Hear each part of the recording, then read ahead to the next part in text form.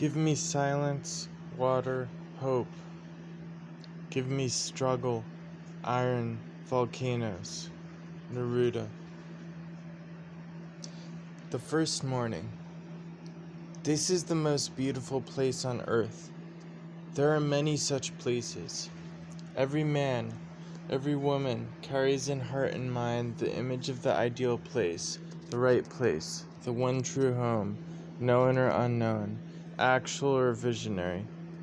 A houseboat in Kashmir, a view down Atlantic Avenue in Brooklyn, a gray Gothic farmhouse 2 stories high at the end of a Red Dog Road in the Allegheny Mountains, a cabin on the shore of a blue lake in spruce and fir country, a greasy alley near the Hoboken waterfront, or even, possibly, for those of a less demanding sensibility, the world to be seen from a comfortable apartment high in the tender, velvety smog of Manhattan, Chicago, Paris, Tokyo, Rio, or Rome. There's no limit to the human capacity for the homing sentiment. Theologians, sky pilots, astronauts have even felt the appeal of home calling to them from up above in the cold black outback of interstellar space. For myself, I'll take Moab, Utah. I don't mean the town itself, of course, but the country which surrounds it, the canyonlands, the slick rock desert, the red dust and the burnt cliffs and the lonely sky, all that which lies beyond the end of the roads. The choice became apparent to me this morning when I stepped out of a Park Service house trailer, my caravan, to watch for the first time in my life the sun come up over the hoodoo stone of Arches National Monument. I wasn't able to see much of it last night. After driving all day from Albuquerque, 450 miles, I reached Moab after dark in cold, windy, clouded weather. At park headquarters north of town, I met the superintendent and the chief ranger, the only permanent employees, except for one maintenance man in this particular unit of America's national park system. After coffee, they gave me a key to the house trailer and directions on how to reach it. I am required to live and work not at headquarters, but at this one-man station some 20 miles back in the interior on my own. The way I wanted it, naturally, or I'd never have asked for the job. Leaving the headquarters area and the lights of Moab, I drove 12 miles further north on the highway until I came to a dirt road on the right, where a small wooden sign pointed the way.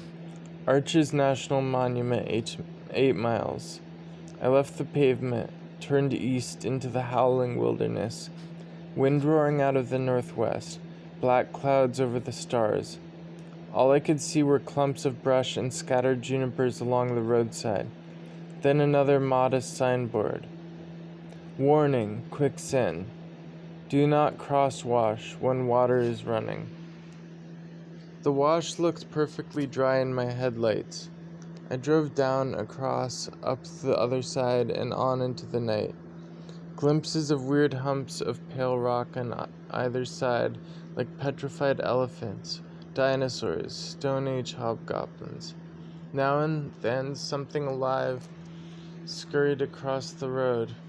Kangaroo mice, a jackrabbit, an animal that looked like a cross between a raccoon and a squirrel, the ringtail cat. Farther on, a pair of mule deer started from the brush and bounded obliquely through the beams of my lights, raising puffs of dust which the wind, moving faster than my pickup truck, caught and carried ahead of me out of sight into the dark. The road, narrow and rocky, twisted sharply left and right, dipped in and out of tight ravines, climbing by degrees toward a summit which I would see only in the light of the coming day. Snow was swirling through the air when I crossed the unfenced line and passed the boundary marker of the park. A quarter mile beyond, I found the ranger's station, a wide place in the road, an informational display under a lean-to shelter, and 50 yards away the little tin government house trailer where I would be living for the next 6 months. A cold night, a cold wind, the snow falling like confetti. In the lights of the truck, I unlocked the house trailer, got out bedroll and baggage and moved in.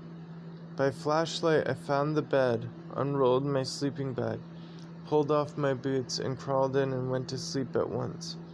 The last I knew was the shaking of the trailer and the wind and the sound, from inside, of hungry mice scampering around with the good news that their long, lean, lonesome winter was over. Their friend and provider had finally arrived. This morning I awake before sunrise, stick my head out of the sack, peer through a frosty window at a scene dim and vague with flowing mists, dark fantastic shapes looming beyond, an unlikely landscape. I get up, moving about in long underwear and socks, stooping carefully under the low ceiling and lower doorways of the house trailer, a machine built for living, built so efficiently and compactly there's hardly room for a man to breathe. An iron lung it is, with windows and Venetian blinds. The mice are silent, watching me from their hiding places, but the wind is still blowing and outside the ground is covered with snow. Cold as a tomb, a jail, a cave. I lie down on the dusty floor, on the cold linoleum sprinkled with mouse turds, and light the pilot on the butane heater. Once this thing gets going, the place warms up fast, in a dense, unhealthy way, with a layer of heat under the ceiling where my head is, and nothing but frigid air from the knees down. But we've got all the indispensable conveniences: gas cook stove, gas refrigerator, hot water heater, sink with running water if the pipes aren't frozen, storage cabinets and shelves, everything within arm's reach of everything else. The gas comes from 2 steel bottles in a shed outside. The water comes by gravity flow from a tank buried in a hill close by. Quite luxurious for the wilds. There's even a shower stall and a flush toilet with a dead rat in the bowl. Pretty soft. My poor mother raised 5 children without any of these luxuries and might be doing without them yet, if it hadn't been for Hitler, war, and general prosperity. Time to get dressed, get out and have a look at the lay of the land, fix a breakfast. I try to pull on my boots, but they're stiff as iron from the cold. I light a burner on the stove and hold the boots upside down above the flame until they are malleable enough to force my feet into. I put on a coat and step outside, into the center of the world, God's navel, Abbey's country, the red wasteland. The sun is not yet in sight, but signs of the advent are plain to see. Lavender clouds sail like a fleet of ships across the pale green dawn. Each cloud, planed flat in the wind, has a base of fiery gold. Southeast, 20 miles by line of sight, stand the peaks of the Sierra La Sal, 12 to 13,000 feet above sea level, all covered with snow and rosy in the morning sunlight. The air is dry and clear as well as cold. The last fog banks left over from last night's storm are scudding away like ghosts, fading into nothing before the wind and the sunrise. The view is open and perfect in all directions except to the west, where the ground rises and the skyline is only a few hundred yards away. Looking toward the mountains, I can see the dark gorge of the Colorado River 5 or 6 miles away, carved through the sandstone mesa, though nothing of the river itself down inside the gorge. Southward, on the far side of the river, lies the Moab Valley between 1,000-foot walls of rock, with the town of Moab somewhere on the valley floor, too small to be seen from here. Beyond the Moab Valley is more canyon and tableland, stretching away to the Blue Mountains 50 miles south. On the north and northwest, I see the Rowan Cliffs and the Book Cliffs, the two-level face of the Uinta Plateau. Along the foot of those cliffs, maybe 30 miles off, invisible from where I stand, runs US 650, a major east-west artery of commerce, traffic, and rubbish, and the main line of the Denver-Rio Grande Railroad. To the east, under the spreading sunrise, are more mesas, more canyons, league on league of red cliff and arid tablelands, extending through purple haze over the bulging curve of the planet to the ranges of Colorado, a sea of desert. Within this vast perimeter, in the middle ground and foreground of this picture, a rather personal domain, are the 33,000 acres of Arches National Monument, of which I am now sole inhabitant, usufructuary, observer, and custodian. What are the arches? From my place in front of the house trailer, I can see several of the 100 or more of them which have been discovered in the park. These are natural arches, holes in the rock, windows in stone, no two alike, as varied in form as in dimension. They range in size from holes just big enough to walk through to openings large enough to contain the dome of the Capitol building in Washington, D.C. Some resemble jug handles or flying buttresses. Others natural bridges, but with this technical distinction. A natural bridge spans a watercourse, a natural arch does not. The arches were formed through hundreds of thousands of years by the weathering of the huge sandstone walls or fins in which they are found. Not the work of a cosmic hand, nor sculptured by sand-bearing winds, as many people prefer to believe. The arches came into being and continue to come into being through the modest wedging action of rainwater, melting snow, frost, and ice, aided by gravity. In color, they shade from off-white through buff, pink, brown, and red tones, which also change with the time of day and the moods of the light, the weather, the sky. Standing there, gaping at this monstrous and inhuman spectacle of rock and cloud and sky and space, I feel a ridiculous greed and possessiveness come over me.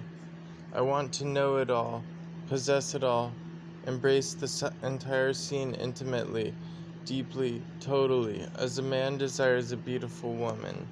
An insane wish? Perhaps not. At least there's nothing else. No one human to dispute possession with me. The snow-covered ground glimmers with a dull blue light, reflecting the sky and the approaching sunrise. Leading away from me, the narrow dirt road, an alluring and primitive track into nowhere, meanders down the slope and toward the heart of the labyrinth of naked stone. Near the first group of arches, looming over a bend in the road, is a balanced rock about 50 feet high, mounted on a pedestal of equal height. It looks like a head from Easter Island, a stone god, or a petrified ogre. Like a god? Like an ogre? The personification of the natural is exactly the tendency I wish to suppress in myself, to eliminate for good. I am here not only to evade for a while the clamor and filth and confusion of the cultural apparatus, but also to confront, immediately and directly if it's possible, the bare bones of existence, the elemental and fundamental, the bedrock which sustains us. I want to be able to look at and into a juniper tree, a piece of quartz, a vulture, a spider, and see it as it is in itself, devoid of all humanly ascribed qualities. Anti-Kantian, even the categories of scientific description. To meet God or Medusa face to face, even if it means risking everything human in myself. I dream of a hard and brutal mysticism in which the naked self merges with the non-human world and yet somehow survives still intact, individual, separate, paradox and bedrock.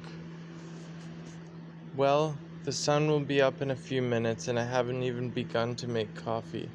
I take more baggage from my pickup, the grub box and cooking gear, go back in the trailer and start breakfast. Simply breathing in a place like this arouses the appetite. The orange juice is frozen, the milk slushy with ice. Still chilly enough inside the trailer to turn my breath to vapor. When the first rays of the sun strike the cliffs, I fill a mug with steaming coffee and sit in the doorway facing the sunrise, hungry for the warmth.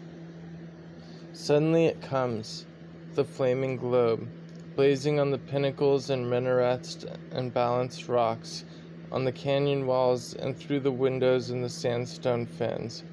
We greet each other, sun and I, across the black void of 93 million miles. The snow glitters between us, acres of diamonds almost painful to look at. Within an hour, all of the snow exposed to the sunlight will be gone, and the rock will be damp and steaming. Within minutes, even as I watch, melting snow begins to drip from the branches of a juniper nearby.